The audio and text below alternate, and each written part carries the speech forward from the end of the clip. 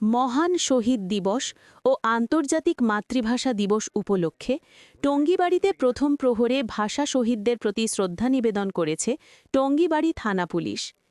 ২১ ফেব্রুয়ারি রাত ১২টা ১ মিনিটে টঙ্গীবাড়ি কেন্দ্রীয় শহীদ মিনারে পুষ্পস্তবক অর্পণের মাধ্যমে ভাষা আন্দোলনের শহীদদের প্রতি গভীর শ্রদ্ধা জানান থানা পুলিশের সদস্যরা।